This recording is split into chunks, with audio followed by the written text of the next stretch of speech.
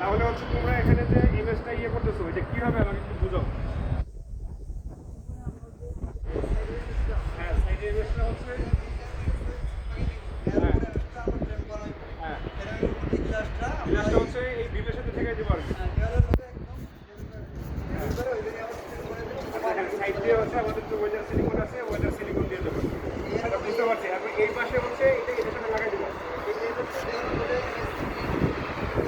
আচ্ছা হ্যাঁ বুঝতে পারছি। এরপরে হচ্ছে এই দিকে এসে তোমার এমএস এর যে মাথাটা আছে মাথাটা হচ্ছে দাগ বরাবর থাকবে। হ্যাঁ দাগ বরাবর থাকবে মাথাটা মাঝখান দিয়ে আর গ্লাসটা হচ্ছে আমাদের একটু বাড়তি দেওয়া লাগবে।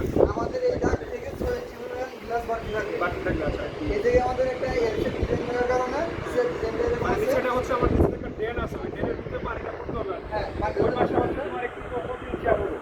ওই পাশে আমরা 4 ইঞ্চি আপনারা দিই। 4 ইঞ্চি 4 ইঞ্চি আমি দিলে তোমার এই পাশে আমার হচ্ছে কোনো ইয়ে দিয়ে রাখতেছে না গ্লাস সিলিকনে হয়ে যাচ্ছে। কিন্তু ওই পাশটা হচ্ছে তোমার এসিবি বোর্ড বা কোনো কিছু দিয়ে গ্যাপটা পূরণ করতে পারে। এটা আমরা সোজা কন্টেনার দিয়ে আবার যাই হোক এখন হচ্ছে এখানে দেওয়ালে একটা থাকবে একটা করে বিম বাদ দিয়ে আমরা এমএস একটা আরাবানি পারিশন দিব মজবুত করা যাবে এবং কি আমরা এটা হচ্ছে তোমার দুইটার পর পর হচ্ছে আমাদের ইয়ে খারাপ ডিবাটা থাকবে আর কি। হ্যাঁ একটা বড় রাইসা আর মাঝখানে এমনি সোজা একটা ইয়ে থাকবে। হ্যাঁ একটা বরাবর থাকবে আর একটা আমাদের এই বিমের এই সাইড দিয়ে থাকবে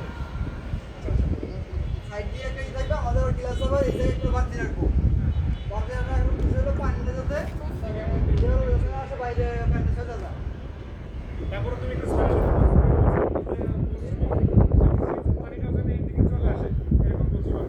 ভালো কথা বলছে মানে পুরো গ্লাসের পানিটা আমাদের যাই হোক এখন হচ্ছে ওনার সাথে একটু পরামর্শ যখন ফ্রেমটা বানাইবা ওনাকে একটু ফোন দিলে উনি তো আসবে আসলে ওনার সাথে একটু পরামর্শ করে মানে মোট কথা হচ্ছে এখানে ওয়াটার প্রুফ করা লাগবে আর কি। মানে কোনো যেন ইয়ে না থাকে। স্যারে আসছিল আমাদের যেরকম ডিজাইন করে বুঝালাম এরকম ভাবে স্যারে বলছে এরকম ভাবে কাজ করতে আপনার পানির জন্য হচ্ছে মূলত এই যে করা সেম আমাদের গে পেজও যেরকম ওই পাশে আরেকটা সেম এরকম ভাবে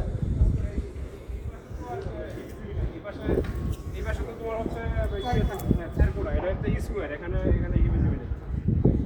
ঠিক আছে তাহলে আজকে তো মাল উঠাইতে সময় লেগে গেছে নাকি? আগামীকাল থেকে আমরা আগামীকাল থেকে তাহলে হচ্ছে এটার ইয়ের ফ্রেমের কাজটা কমপ্লিট করে দাও এরপরে ফাইনালি হচ্ছে গ্লাসের মেজারমেন্ট বের হবে আর কি। হ্যাঁ